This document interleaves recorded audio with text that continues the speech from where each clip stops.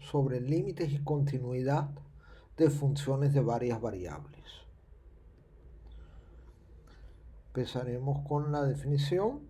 Tenemos una función de n variables. Tenemos n variables aquí y hacemos la variable, la llamamos x y ponemos aquí x en negritas y en cada una de sus componentes x1 hasta xn. Esa es la variable x. Y una función definida en x, la podemos escribir así. Entonces esta función está definida sobre un dominio que es un conjunto abierto de Rn. Y tenemos en ese conjunto un punto x0. Fíjense que cuando tenemos x en negritas se refiere a un vector, ¿no? Un punto en Rn. Entonces se dice que el límite de f en x0 es L o vale L si dado epsilon mayor que 0, o sea un número chico mayor que 0, entonces existe delta mayor que 0, otro número que en general va a depender del epsilon, tal que tenga la propiedad que si la distancia de x a x0 es menor que delta, pero mayor que 0, o sea que son diferentes, entonces f de x, la distancia de f de x a L, es menor que epsilon. Esa es la definición básica del límite de f en x0 es L. Y normalmente esto se denota de esta forma. Vamos a entender un poco mejor esta definición. Primero vamos a recordar cómo luce esta definición en el caso de una variable de funciones reales. En el caso de funciones reales tenemos f, en el caso de una variable tenemos f definida en un intervalo AB, tenemos un número en ese intervalo, aquí. Entonces decimos que el límite cuando t tiende a t0 vale L. ¿Qué quiere decir eso? Que si damos epsilon mayor que 0, entonces existe un delta tal que si t menos t0 es menor que delta, pero son diferentes, t es diferente a t0, entonces f de t menos L en valor absoluto difieren en epsilon. Esa es la definición. Vamos a recordar y a ver vamos a ver qué quiere decir esto gráficamente. Tenemos aquí la definición que les puse antes, vamos a entenderla gráficamente. Tenemos una función f que decimos su gráfica es esta aquí, de una variable. Tenemos aquí el número t0 y aquí tenemos el L. Entonces, nos damos el epsilon, que es un número chico mayor que 0. Este es, digamos, lo podemos pensar como el error que estamos dispuestos a considerar. Entonces tomamos un intervalo de tamaño epsilon centrado en L. Aquí tenemos este intervalo acá. Entonces lo que dice, queremos ver queremos encontrar otro intervalo centrado alrededor de T0, tal que si las imágenes de los puntos en este segundo intervalo caen en este. O sea, entonces dice, me doy mi error, epsilon, tomo este intervalo, entonces va a existir un delta, o sea, ahora va a haber otro intervalo alrededor centrado en T0, pero de tamaño delta, tal que todos los puntos en este intervalo, con diferentes a T0, tal que su imagen, aquí tenemos, en verde, aquí tenemos T, f de T está aquí, entonces cae en este intervalo, o sea, está dentro de nuestro margen de error. Si eso pasa, para cualquier número epsilon que tomemos, tan pequeño como queramos, entonces eso quiere decir que el límite de f de t, cuando t tiende a t0, es n. Esa es la definición. Y esto es lo que tenemos que entenderlo. Esto es en el contexto de funciones de una variable. Esencialmente pasa lo mismo para funciones de varias variables, como vamos a ver ahora. Vamos a ver en dos variables. Tenemos aquí, en la definición anterior, en dos variables luce esto. Entonces tenemos ahora el punto, digamos, es x0, y0, un punto nr2. Tenemos dos variables. Entonces queremos ver que este límite vale L. Entonces, dado, eso quiere decir que dado epsilon mayor que 0, existe un delta tal que sea la distancia de xy a x0, y0, que en dos variables es esta expresión. Entonces, si esta distancia es menor que delta y mayor que 0, es decir, que xy es diferente a x0, y0, entonces el valor de la función en xy difiere en L en menos de epsilon, en menos del error. Entonces vamos a ver qué pasa gráficamente aquí. Entonces tenemos una función de dos variables, su gráfica está en R3, la estamos dibujando esquemáticamente aquí en azul. Entonces tenemos el x0, y0, es este punto aquí en rojo, que es el centro de este disco, pues, y aquí tenemos el L. Entonces nos damos nuestro error epsilon. Entonces tomamos un intervalo centrado en L de tamaño epsilon. Entonces, este límite existe si alrededor del punto x0, y0 existe un disco de tamaño delta, este que está aquí dibujado, de radio delta, este disco de radio delta, entonces tal que para todo punto en ese disco, un XY genérico de ese disco, que está aquí en verde, el F entonces cae dentro de este margen de error. Así es como hay que entender esta definición. Es lo que dice. O sea, el epsilon es el error en el cual ustedes están dispuestos a pagar. Y entonces va a existir un delta de tal manera que la imagen de este disco va a caer exactamente en este intervalo. Esa es la definición de funciones de límite para funciones de dos variables. N variables es exactamente la misma idea, pero ya no se puede hacer el gráfico porque estamos en mayores dimensiones, mayores a 3. Ok, vamos a hacer ejemplos. Tenemos aquí una función de dos variables que es xy es igual a x. O sea, fíjense que es la proyección en la primera variable. Entonces vamos a verificar que el límite cuando xy tiende a x0 y y0, es exactamente x0. Vamos a hacerlo usando la definición anterior y ya vamos a entender cómo se usa esta definición. Entonces nos damos nuestro número epsilon. Este es el error que uno está dispuesto a pagar. Entonces tenemos que encontrar un número delta, que en general va a depender de epsilon, tal que si pasa esto, entonces esto tiene que ser menor que epsilon.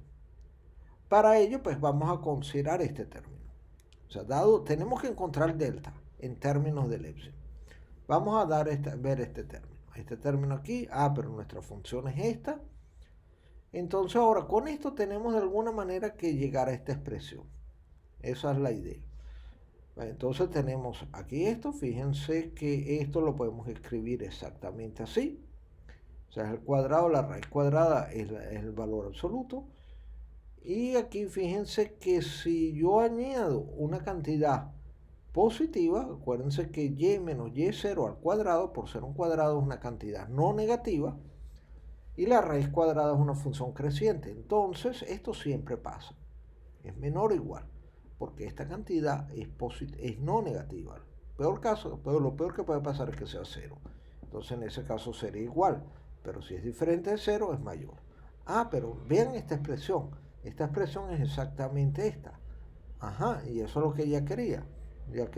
Quería. Entonces, fíjense, por lo tanto, si tomo delta igual a epsilon, o sea, el epsilon es el dado, tengo que encontrar delta. Entonces, si tomo delta igual a epsilon, entonces se cumple esto, fíjense. Si esto es menor que delta, entonces todo esto que está aquí es menor que delta. Pero tomo delta igual a epsilon, entonces se cumple la propiedad 1. Y este argumento demuestra la existencia de este límite. O demuestra que este límite. Vamos a hacer otro ejemplo. Ejemplo 2. Aquí f de xy es y cuadrado. Pero vamos a verificar el límite es 0 cuando nos acercamos al origen. Aquí en este caso el x0, y0 es 0,0. Aquí 0,0. Entonces, dado epsilon mayor que 0, se quiere encontrar un delta tal que si pasa esto, entonces esto tiene que pasar. Fíjense que el valor de L en este caso es 0. Entonces, para eso vamos a considerar esta expresión, que en este caso es esta. Por ser un número positivo, es exactamente esto. Y fíjense que esto es menor o igual que se le añade un número positivo, no negativo, que es este de aquí. Entonces, ahora este que está acá, fíjense que lo puedo escribir de esta manera. Raíz cuadrada del cuadrado. ¿Ok? O sea, perdón. Raíz cuadrada y eso lo elevo al cuadrado. Entonces eso me da exactamente esto aquí. Ah, pero esta que está aquí es esta expresión. Entonces fíjense que esto es menor que delta cuadrado. Ah, pues yo quiero que esto sea menor que epsilon. Entonces, si se toma el delta de esta forma, es decir, que delta cuadrado sea mayor que epsilon, o sea, el delta sea diferente de 0, y menor o igual que epsilon, en otras palabras, que el delta sea mayor que 0 y menor o igual que raíz cuadrada de epsilon, entonces se cumple esta propiedad. O sea, si el XY cumple esto, entonces cumple esto. Lo cual demuestra la existencia de este límite. Fíjense que esto normalmente uno usa argumentos epsilon delta para casos muy sencillos. Por lo general uno aplica otras propiedades, que es lo que vamos a ver, y estas propiedades nos van a simplificar el cálculo. Bueno, la primera propiedad, el límite siempre es único. Eso es un hecho fundamental. Ninguna de estas propiedades las vamos a demostrar en este video. No son difíciles, son fáciles de demostrar, no son difíciles de demostrar, pero no lo vamos a hacer aquí. Ok, tenemos aquí un par de funciones definidas aquí en el mismo dominio, donde tenemos un punto en el dominio. Entonces vamos a tomar que el límite de f el límite de f cuando x tiende a x0 vale L1 y el de la g vale L2. Entonces tiene la propiedad. Entonces aquí lo que dice es que el límite de la suma es la suma de los límites. Si yo multiplico la función f por una constante, esta constante sale del límite, es lo que estoy haciendo acá. El límite de un producto es el producto de los límites. En el caso de la división hay que ser más cuidadoso.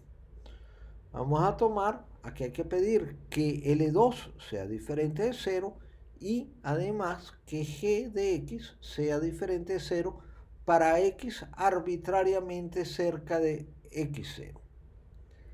Eso se hace para que tenga sentido esta expresión, tanto esta como esta. Porque si L2 es 0, esto no tiene sentido. Y si g de x es 0 para x suficientemente cercano a x0, pues esto tampoco tiene sentido. Entonces, para que tenga sentido esta expresión, se requiere esto. Se requiere, para que tenga sentido esta expresión, se requieren estas hipótesis. Ok. Y estas propiedades nos van a ayudar bastante para el cálculo del límite. La lámina anterior la hicimos para una n variables. Ahora, digamos, si tenemos dos variables, los hechos de la lámina anterior lucen exactamente de esta forma. Fíjense que pues, tenemos dos variables aquí. Entonces el límite de una suma es la suma de los límites. El producto por una constante sale para afuera, la constante. El límite de un producto es el producto de los límites y la misma condición para el cociente. Tenemos que pedir que el L2 sea diferente de 0 y la g de x sea diferente de 0 para xy suficientemente cerca del punto x0, y0, en el cual es el límite. Ok, vamos a hacer varios ejemplos. Fíjense, este ejemplo es algo típico de cómo se usan las propiedades anteriores para calcular el límite y no tener que ir a argumentos tipo epsilon delta de la definición. ¿Vale? Tenemos aquí, esta es la función, es de dos variables. Entonces tenemos que calcular el límite, nos dicen en este punto, en el punto 1, 2 tenemos este, ¿ves? Entonces este aquí. Fíjense que esto es una suma de tres términos, entonces el límite de la suma es la suma de los límites, que es lo que estoy poniendo acá. Ajá, pero fíjense que este término es x al cuadrado, entonces es una multiplicación. Entonces el límite de un producto es el producto de los límites, es lo que tengo aquí. Exactamente aquí, aplico el producto de este, el producto de este por este. Ahí tengo esta constante, sale fuera. Entonces apliqué las propiedades 1 y de 2 y 3 de anteriores. Y aquí está el límite de este, pero fíjense que este es constante, entonces su límite es exactamente 1. ¿Y cuál es el límite de este? El límite de este es 1, entonces 1 al cuadrado. Este es 2 aquí. ¿Cuál es el límite de este? Es 1. ¿Por qué? Porque este es 1 y este es 1. Pues lo vimos, fue el primer ejemplo que hicimos. Y este de aquí es 2, pues no lo hicimos, pero se procede exactamente igual y se demuestra que este límite es el valor de y en y0, que en este caso es 2. Aquí tenemos 2 y aquí pues este constante es 1, entonces da esto, pues y entonces da 6. Este es el resultado de este ejemplo. Vamos a hacer este ejemplo mucho más interesante. Vamos a calcular el límite de esta función cuando xy tiende a 0, 0. Fíjense que esta función, tal como está aquí, no está definida. Esto es un cociente aquí, no está definido en 0, 0. Pero yo digo que f de 0, 0 vale esto. Vamos a ver si el límite cuando xy tiende a 0, 0 tiende a esto. Vamos a ver. Entonces primero vamos a tomar el límite a lo largo de los ejes coordenados. Es decir, tomamos a lo largo del eje X, acuérdense que el eje X es cuando Y vale 0. Vamos a hacer ese límite, es un límite unidireccional en ese caso. Entonces aquí a lo largo de esa recta. Tenemos entonces aquí ponemos Y igual a 0, tenemos aquí. Entonces fíjense que para hacer esto, X es diferente de 0, Y es igual a 0, pero X es diferente de 0, pero muy cerca de él. Pero si Y es 0, el numerador es 0 y el denominador es X cuadrado, que es diferente de 0. Tenemos eso. ¿Y este señor qué es? Esto es 0. Y este límite, por lo tanto, da 0. Completamente análogo se tiene una situación si tomamos el límite a lo largo del eje Y, es decir, X igual a 0. Y nos da también 0. Entonces, si nos acercamos al origen a lo largo de los ejes coordenados, nos da 0. Pero eso no quiere decir que el límite exista, porque uno se puede acercar al origen de infinitas maneras. Vamos a acercarnos a lo largo de esta recta, la recta Y igual X. Nos acercamos a lo largo de esa recta, tenemos esto, entonces aquí tenemos que poner X igual a Y. Aquí tenemos esto. Aquí es X igual a Y, esto aquí. Entonces si X igual a Y, el numerador es X cuadrado y el denominador es 2X cuadrado. Entonces fíjense que esta expresión, aquí X es diferente de 0, muy cerca de 0, pero diferente. Entonces esta expresión, fíjense que es un medio. Entonces el límite de esto, cuando X tiende a 0, pues esto es una constante, es decir, es un medio. Pero noten lo siguiente. Si nos acercamos a lo largo del origen, a lo largo de esta recta, nos da un medio. Pero si nos acercamos a lo largo de los ejes coordenados, nos da 0. Valores diferentes. Entonces eso quiere decir que hay problema. Porque vimos que el límite, si existe, es único. Pero aquí encontramos diversas maneras, dependiendo cómo nos estemos acercando. Entonces, ¿a qué se debe esa contradicción? A que el límite no existe. Entonces, de ahí podemos afirmar que el límite cuando XY tiende a 0, 0 es diferente de 0. No existe, el límite no existe cuando nos acercamos a 0, 0. límite no existe. Fíjense que si uno se le pregunta, cuando uno acerca a otro punto diferente al origen, entonces no hay ningún problema porque ahí podemos apelar a las propiedades que vimos anteriormente. Este es un ejemplo bien importante para que entiendan el concepto de cuándo el límite existe o cuándo no existe. Aquí vamos a ver una propiedad muy útil. Tenemos un par de funciones, todas de n variables. N puede ser 2, 1, 2, en general n. Tenemos el dominio en un conjunto abierto y tenemos un punto en ese conjunto. Entonces vamos a suponer que la función g está acotada cerca de x0. Es decir, esta función g de x no se va a infinito cuando x se acerca a x0. Está siempre, tiene una cota. Está siempre por debajo de un valor m. Está acotada la función. En cambio, en la función f, se tiene que el límite cuando x tiende a x0 existe y vale 0 de la función f. Entonces, para el producto, este producto vale 0. Vamos, antes de discutir, vamos de discutir un poco más sobre este enunciado, vamos a ejemplificarlo en este caso, en este ejemplo. Tenemos esta función. Fíjense que esto en 0, 0 no está definido, pero digo, pues la defino en 0, 0, 1. 0, 0 digo que la función vale 1. Pero esta aquí, no, esta función, fíjense que no está definida en 0, 0. La tengo acá. Ok. Noten esta expresión la podemos escribir como de acá. Para x, y diferente de 0, 0, fíjense que yo puedo escribir esta función como producto de dos funciones, una f y una g, donde la f es x y la g es esta otra. Para x, y diferente de 0, 0. Es el punto de problema. Fíjense que la g, por ser seno de algo, siempre es menor o igual que 1 en valor absoluto. O sea, esta función siempre está entre menos 1 y 1, por ser seno de algo. Y ves, ese algo es esta función. Fíjense que en 0, 0 no está definida, pero para cualquier otro valor siempre está definida. ¿Ok?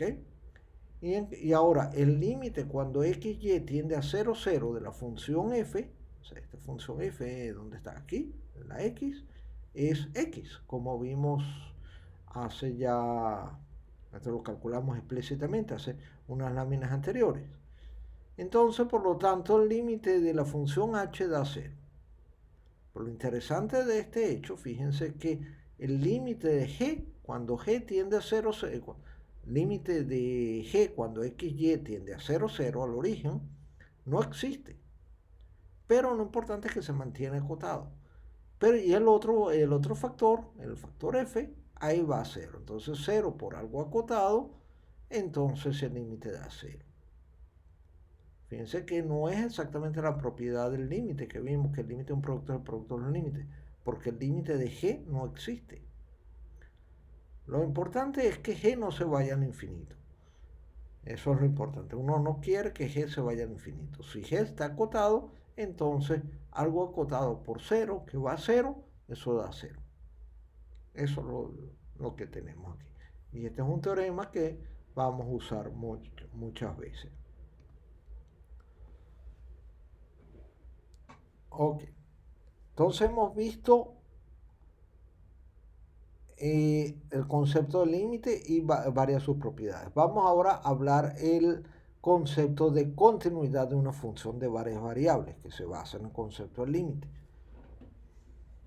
Como antes, tenemos una función de n variables definidas en un conjunto abierto y tenemos un punto en ese conjunto, x0, que llamamos el punto.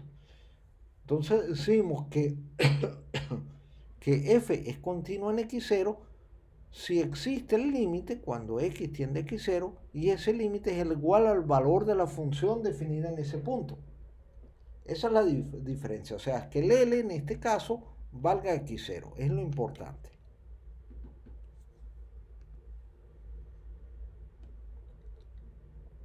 Entonces esto quiere decir, usando el formato epsilon delta, es que si yo me doy, si nos damos un número epsilon mayor que 0, es decir, el error que uno está dispuesto a pagar, entonces existe un delta mayor que 0, tal que si esto pasa, entonces esto pasa.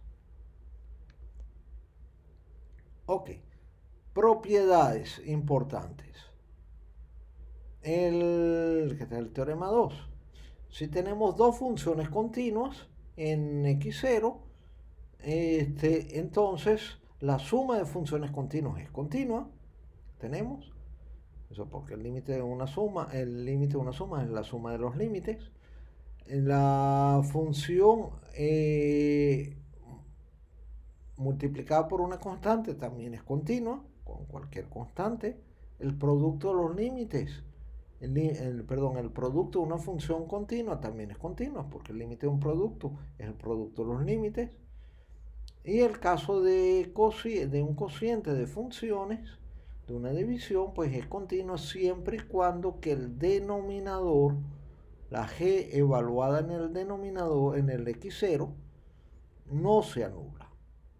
Si pasa eso, entonces el cociente sí es continuo. Si es igual a 0, pues no dice nada. Ok. Aquí entonces un corolario, una consecuencia del teorema anterior, es muy útil. Primero tenemos los polinomios de n variables son continuos en todo punto del Rn. Acuérdense que polinomios son productos y sumas de las variables. Entonces por eso es continuo en Rn. Ahora si tenemos una función racional, es decir, un cociente de polinomios, o sea, tenemos P y Q, polinomios de n variables. Entonces, el teorema anterior dice que esta función es continua, salvo en los puntos donde el denominador no se anula. Salvo en los puntos donde el denominador se anula. O sea, salvo en los puntos donde q de x es 0, la función es continua. En esos puntos hay que estudiarlos por separado. O sea, ahí hay que estudiar por separado qué pasa, como vamos a ver en unos ejemplos a continuación. Pero en los otros puntos donde el q de x no se anula, ahí la función sí es continua. Vamos a ver este ejemplo. Un ejemplo, es el mismo ejemplo que vimos hace unos minutos atrás. Tenemos este ejemplo aquí, para xy diferente de 0 y en 0, 0 este. Entonces nosotros vimos que este límite no existía. Este límite de esta función en 0, 0 no existía. Acuérdense que si nos acercamos a lo largo al origen, a lo largo de los ejes coordenados, daba 0, pero si nos acercamos al origen, a lo largo de la recta y igual a x, daba un medio. Entonces eso implicaba que el límite no existe. Como el límite no existe, esta función no es continua en el origen. Esa función no es continua en el origen. ¿Qué pasa con respecto a los otros puntos? Los puntos diferentes del origen, a estos puntos. Pues entonces ahí apelamos al teorema que vimos, al teorema anterior, este teorema, el teorema 3. Ahí tenemos entonces, fíjense que es una función racional, o sea, es un cociente de polinomios en dos variables. Entonces, y el único punto donde se anula el denominador es el 0, 0. Entonces ahí, sí, para esos otros puntos ahí, el teorema anterior nos garantiza, el teorema 3, nos garantiza que la función es continua. Con este análisis decimos que la función es continua para todo punto salvo el origen. Vamos a ver este otro ejemplo. Noten que es diferente al anterior. Antes teníamos xy, aquí tenemos x cuadrado y. Vean que aquí es la diferencia. Ok. Entonces va la misma pregunta. ¿Es continua esta función o no? Entonces fíjense que si tomamos un punto y es diferente al origen, diferente al 0, 0, Entonces estamos aquí, esto es un cociente de polinomios y el único punto donde se anula el denominador es el 0, 0. Entonces ahí por el teorema 3, esta función es continua. Entonces ahora, ¿qué pasa en el origen? Pues hay que estudiar este límite por separado, ahí tenemos que estudiarlo. Y vamos a ver que efectivamente este límite da 0. Entonces vamos a estudiar esto acá, fíjense, aquí tengo x cuadrado, vamos a escribirlo así como una función producto de dos funciones. Entonces vamos a estudiar la función g, esta de aquí. Entonces fíjense que esto lo puedo escribir de esta manera. Y fíjense que x cuadrado es menor que x cuadrado más y cuadrado, ¿no? Y lo mismo, y cuadrado es menor que x cuadrado más y cuadrado. Entonces aquí esto es menor o igual que esta cantidad.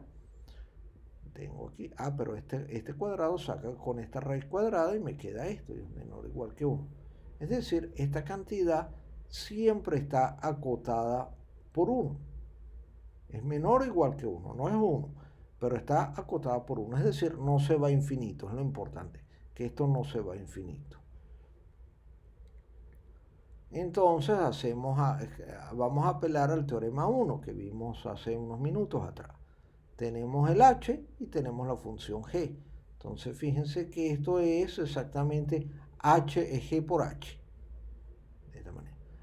H, la función g está acotada por 1 para todo x y diferente de 0, 0.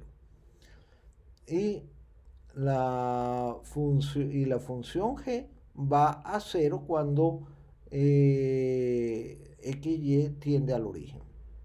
Entonces, apelando al teorema 1, esta función, este límite existe, el límite cuando tiende al origen existe y vale 0, porque tenemos algo acotado por algo que va a 0. Y como habíamos puesto el valor de la función en 0, 0 igual 0, entonces tenemos que la función es continua. Y entonces tenemos dado eso, y como antes habíamos hecho este análisis, tenemos que es continua en todo el plano, en todo XY, para todo XY es continua, para todo punto del plano.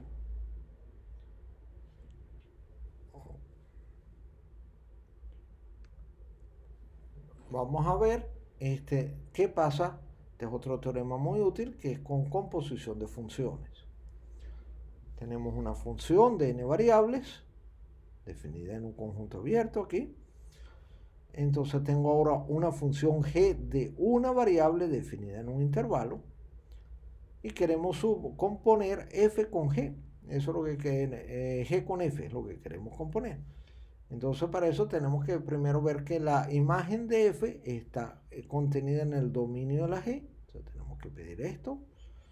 Entonces de esta manera tiene sentido trabajar esto. Fíjense que esta función f va de Rn a R y después g va de R a R. Entonces podemos componer. Vamos a pedir que la f sea continua en un punto x0 de su dominio. Estamos pidiendo eso. Y pedir que la g es continua en la imagen de ese punto, que lo llamamos t0. Entonces tenemos que la composición, la función dada por la composición, es continua en x0. Es decir, composición de funciones continuas es continua, es lo que estamos haciendo.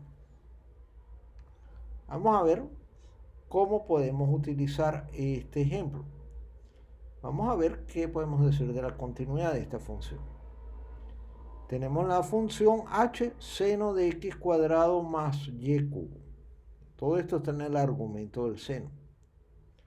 Entonces fíjense que esta función h la puedo describir como una composición de dos funciones tal como está descrito en el teorema 4. Es decir, g compuesto con f, donde f es esta función de dos variables y la g de t es seno de t. G es una función de una variable. Pues la función seno es continua en todo R, como saben, hecho bien conocido de funciones de una variable. Entonces la g es continua para todo t y la f es continua también por ser un polinomio en dos variables. Entonces el teorema 4 me dice que la composición de estas dos funciones es continua para todo xy. Entonces aquí lo importante es considerar que el uso de la definición de continuidad o de límite es importante para el cálculo para usos teóricos, y uno recurre a esa definición como último recurso.